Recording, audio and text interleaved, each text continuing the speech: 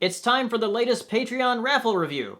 And this time it is Time Bandits, as requested by Rachel Wagner. For those of you who don't know, the Patreon raffle is something I do every month, where patrons of $5 or higher enter a movie into a raffle, and if that movie is chosen, I'll do a review on it. And this time, it is Time Bandits. This is the first pick since I've been doing this of a movie that I've actually seen before. I watched it years ago on Netflix, and from what I remember, it was very bizarre, and after rewatching it, yeah, it's very bizarre. And it has a very Dark Crystal Labyrinth vibe to it. It's an 80s fantasy family adventure. The story focuses on this boy who is greeted by these dwarves that come out of his wardrobe. And they're escaping from this supreme being who is basically God because they stole a time map from him. And they're going to different periods in time to steal stuff so they can get rich. They go to the French Revolution, the Middle Ages, ancient Greece, the sinking of the Titanic. But then they go to a time period called the Time of Legend. And that's when things get really weird. The boy and the dwarves are led to this fortress of this guy called Evil, who is basically Satan, I guess. And it was in this part of the movie where things started to be very familiar to me.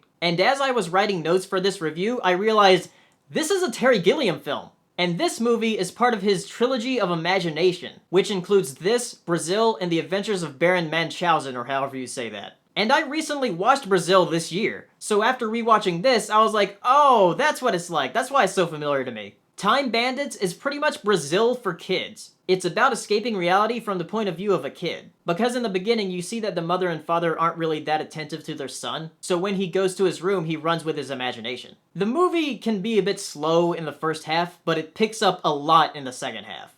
And unfortunately, I didn't remember a lot of the characters. The only characters I remember the names of are Randall and Fidget, just because they said their names a lot. But they're still all very fun. And also Sean Connery makes an appearance as a Greek king. But I think my favorite character is the character of Evil. His henchmen and him are just really funny. And by the way, the humor is fun, but it's very British, so it depends on like what your sense of humor is. If you like British humor, you'll probably like this. And if you like Terry Gilliam films, then you'll love this. If you've seen the movie, tell me what you thought down in the comments, and I'll see you next time.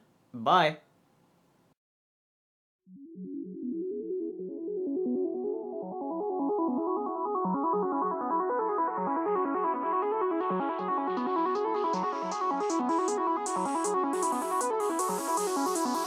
Good evening, ladies and gentlemen. Well, by now we're getting a bit used to winter. We're like soldiers in the middle of a campaign, growing hardened to discomfort and better able to